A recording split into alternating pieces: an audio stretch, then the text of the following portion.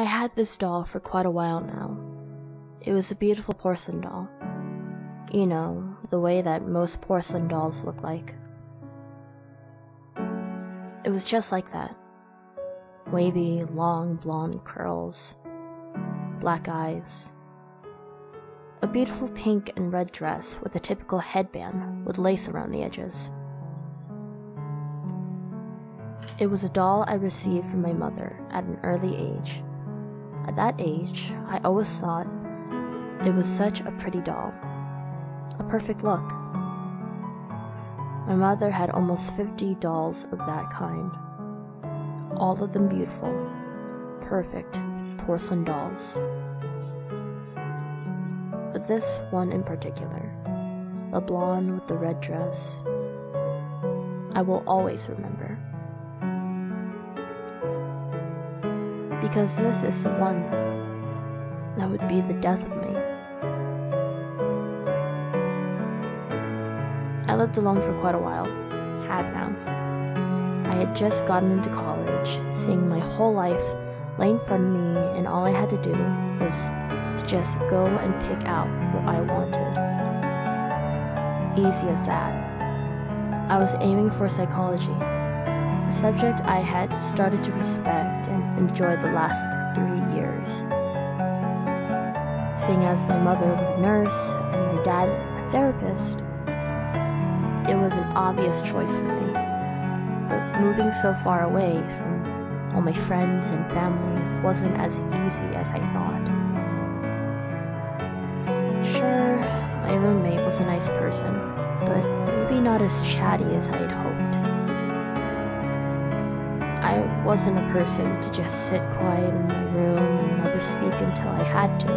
I enjoyed getting out, seeing friends, but I didn't have any time or friends around. No one would talk to me unless I wanted help from my teacher in school or my roommate had forgotten to buy milk. It was lonely, to say the least. Homework was the only thing to keep me distracted from feeling lonely. I didn't have time to try to even make friends. Friends was a silly thing after all.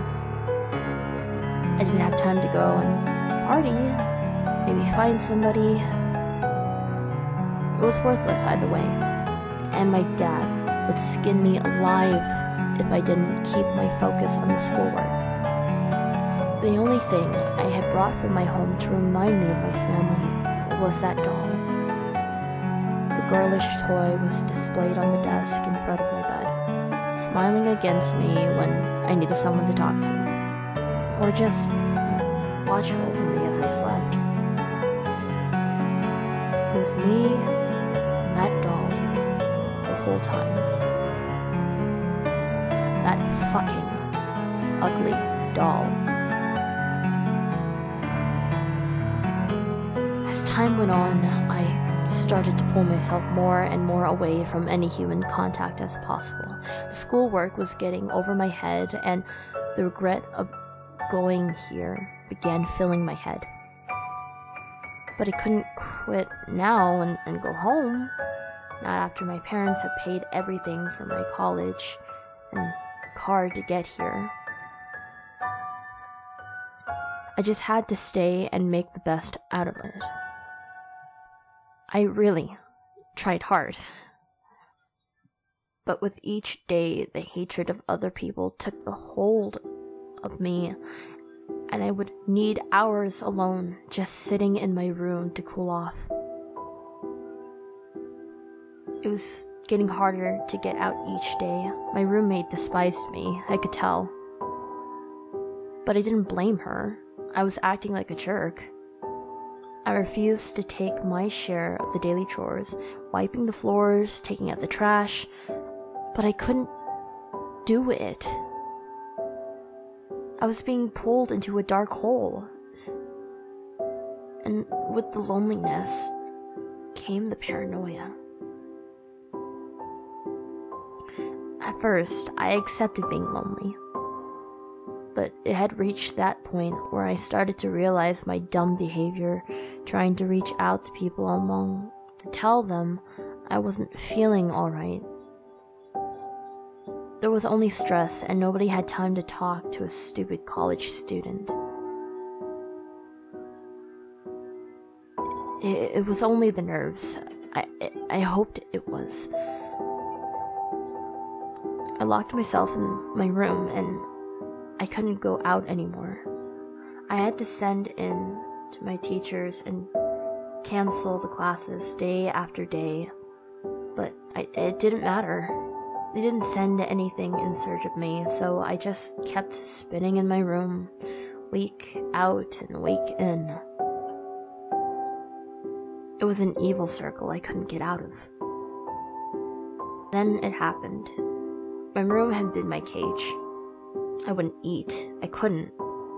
It even reached that point where my roommate would come and knock on my door to see if everything was okay. But I didn't open it up. I just yelled back in reply that she should go away. She did. She didn't care enough to make a second attempt. She never knocked on my door again. It was just me. Me and my doll watching over me, and every breath I took. Then there was that night. This night, actually. It was a night that I was so used to spending alone. I didn't even bother trying to turn on the lights as I stepped up from my bed and pulled on a sweater and a pair of untied Converse before I made my way out of my room in so many days. I needed fresh air, and my window was broken, unable to open it up. It was in the middle of the night, maybe even morning. It was still dark outside, so I just assumed it was still night, even though I hadn't checked the time yet. I couldn't care less. Anyway, it was a pain in the ass to come out of my room, to not wake my stupid roommate up. All I needed was to get out for a minute or two to gather some air, maybe go out and buy some cigarettes. I'd promised myself to stop smoking, but lately, that was the only thing I had been doing. Smoking. I only snuck out late at night to go and get me some new cigs. It's a bad thing, I knew it. But it was the only thing to keep me going and kept me awake and safe. But that particular night, there was something strange. Someone had unlocked the gate out to the streets. It hadn't happened before, and I thought the landlord held a hard hand to keep it locked at all times. It didn't bother.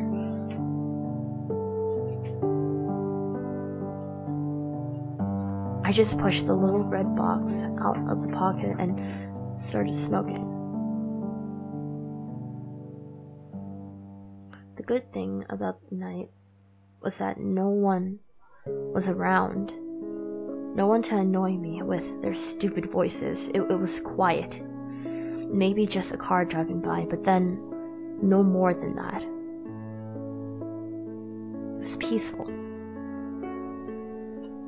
A few minutes after gaining some cold on my warm skin and smoke inside my lungs, I decided to go back in and maybe try to watch some television. Nothing good aired at night, but it was always worth a try. I stepped back into the building and shrugged the last bit of unwanted cold off, making myself ready to sneak back into my room. But as soon as I came to the staircase, there was something in the way. Or someone. Someone was standing in the stairs. I had to admit, it did scare me to some point, but a second later, I was back in my not giving a single fuck state. And I tried to walk up the stairs without confronting the person standing in the way. At first, I thought it was my roommate, but the shadow of the person was too manly. Too big to be the petite roommate that I knew. I tried to pass the odd stranger and just slightly bumped my elbow into his. But he didn't move or speak. He just stood there. It was creeping me out. The scenario was too freaky, but of course, there was other students in the apartment building just waiting to scare the shit out of some other poor first-year student. But I wasn't the one to be fooled. But I didn't stop until I heard a sound. It was one of those sounds where it just caused your concentration to break shut. It was distracting, scaring, unnerving. I couldn't continue on, so I just froze in position and tried to turn around to face him. At first, there was a cracking sound, a sound that had startled me. Then there was sobbing. A young man's voice was sobbing. But it wasn't human. Yeah, maybe to some degree. The voice was pitching up, like it was breaking through a bad static television screen. I stood only a few steps away from the man in the shadow. I wanted to break away from my sudden frozen state of mind, but I couldn't. I was stuck. My feet had been nailed to the stairs. I was trying to speak, but he spoke before I had the chance to. It was getting clearer to see now, since spending some more time in the darkness helped vision to clear up. He was wearing some kind of jacket. Black. Everything black. A sewn cap with strings falling out from a hole in the back. Also black. His hair was torn, long, like he hadn't been able to cut it for a while, or showered it. His appearance was etching inside of my mind, but the voice appeared like a dagger in my ears. When he spoke, he made off another static noise, like a broken radio. But he spoke in words, tried to calm me down. But I was already too scared to try to bring myself to relax. You're alone here, aren't you? I swallowed hard. The thought of somebody spying on me this entire time was filling my head like urging vomit, feeling disgusted by this man and his voice. I just shook my head. No response. I couldn't give him a reply. I should have. Maybe it changed this whole situation for the better. Maybe if I hadn't been here, scared for my life. But I was. And I knew he knew that as well. But when I didn't give him the answer he expected, he turned to me, and his sight was one of the most terrifying yet fascinating faces I had ever seen. He wasn't scared or wounded in any way to make me feel uncomfortable by his appearance. But his eyes and his mouth, there was a weird glow. Golden orange glow. I filled both of his eyeballs and mouth, his teeth shining through in the bright yellow light.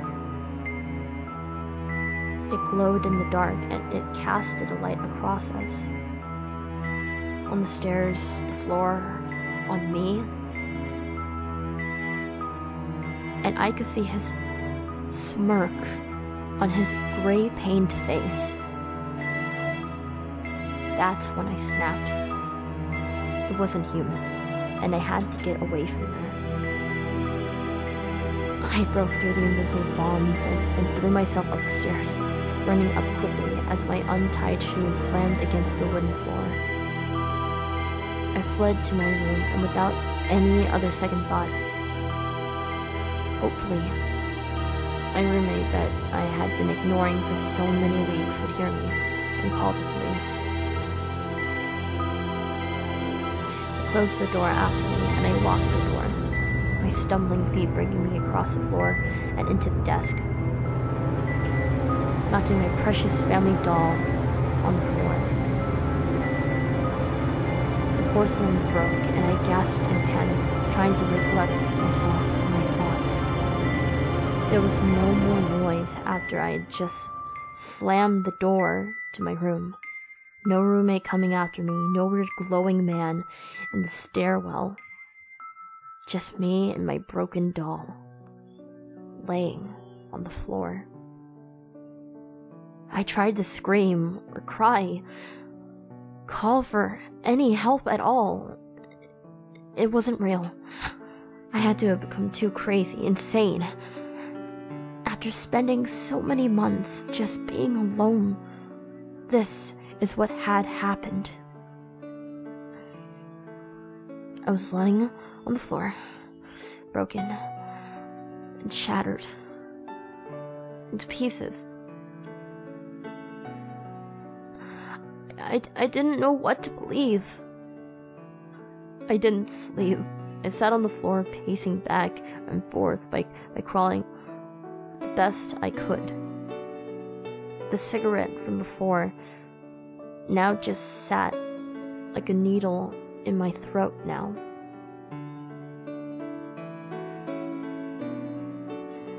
I was thirsty, but I couldn't move out to the kitchen to drink anything. Maybe he was there, still waiting for me to come out.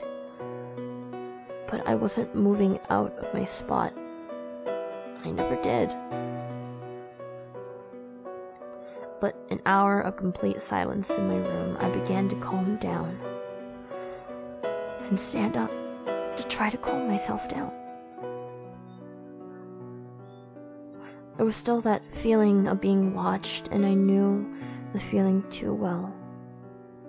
The feeling of being paranoid and lonely. All came down to this. A breakdown.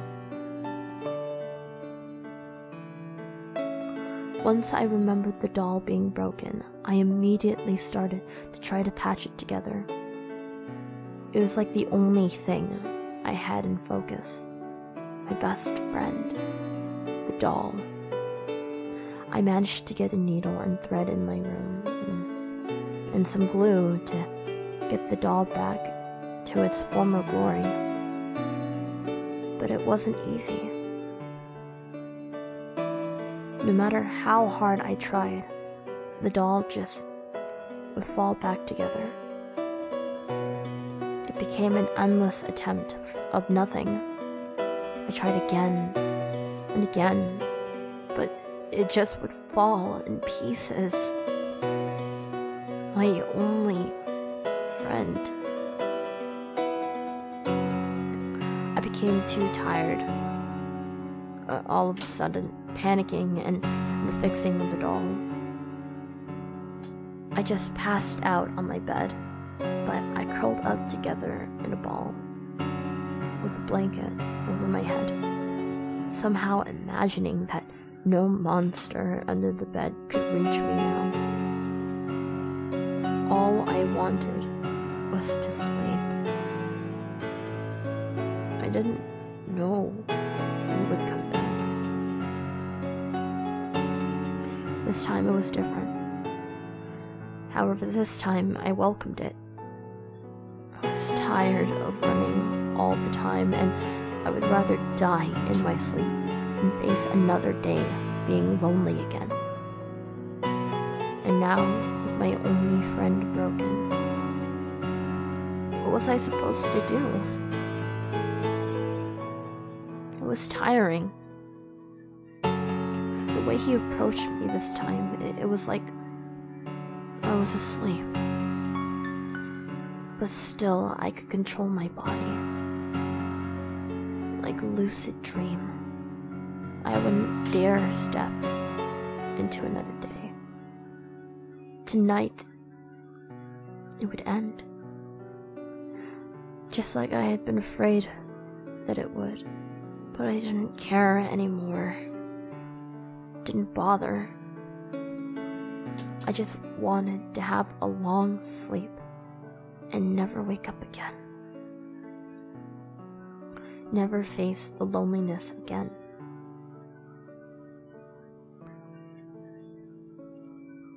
He came back to me, with his hands guiding me up from my bed. He wrapped his mind around mine as I tried to see, but the only thing I could still see was his gray hands holding mine tight. But suddenly, there was a sensation I wasn't sure I could feel. A floating, like a puppet. He cut 2 open cuts on my wrist, but it wasn't a cross. More like it was from the center of my arm down. He reached for something. Muscles. Something to peel out and hang on to. The bad thing was I had allowed him to do it. My struggle had become too much to bear with. And with the long pieces of muscle hanging out of my cuts of my wrists, he started to pull at them. He pulled at them like he wanted to control my body and arms. How it all came together in reaction to my nerve system and skeleton. He knew how it worked. Yet there was no pain. No pain that filled my heart or body. Just another piece of my mind staying at ease again. It was a wonderful feeling. It was like nothing else mattered. And he continued to cut me open. He began to sing.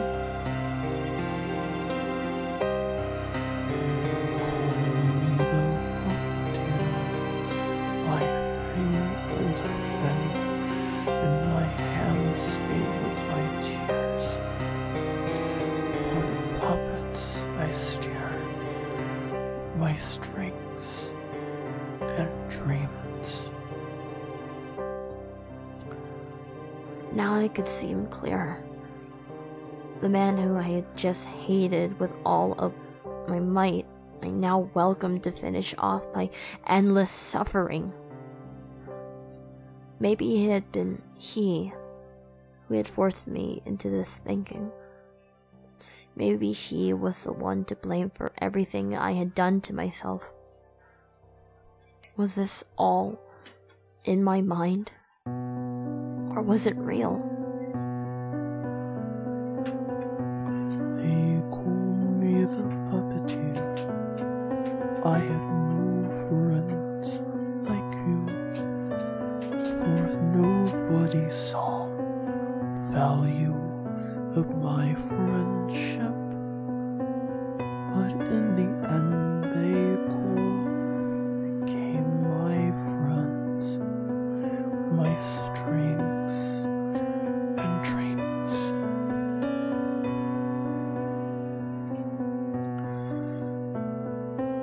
It took me only a minute to lose every sense of my touch. My nerve system had been crushed under the hand of this man. This thing breaking every bone in my body. I could feel him twisting my ribs and twisting the hip bones, all to make it easier for him to turn him into what he saw me fitting to be. It was like the long pieces of torn muscle with strings, controlling my limbs and my head flailing from side to side. All I could see was his smile. So I smiled back. They call me the Puppeteer. My body dark, my eyes hunger of gold. In my eyes no one is alone. And with my strings and drinks, you shall be my friend too. The last feeling I could feel was his hand tugging hard around my neck. Then, snap. At first, I was afraid to see death approaching me this way. I'd never thought of it this way. I would have said no and refused if I could have decided it all on my own. But I didn't. I said yes. With a broken neck, death was just a second away. There was nothing but a golden smile, and his warm hands holding my strings up as my body fell. Early the other morning, my roommate found me, dead. I'd committed suicide by hanging myself in the fan in the ceiling, assuring my death. I jumped from the bed. Beside me was that doll, a broken porcelain doll with the red dress and lovely blonde hair. You may be wondering how I'm writing this to you right now, or how I found my way to contact you. I found it necessary to write down my story before I passed on. This is my legacy. This is what I'm leaving behind. I couldn't stand the loneliness anymore. I couldn't stand facing the problems on my own. It took so long. Too long. Your mom and dad. I'm so sorry.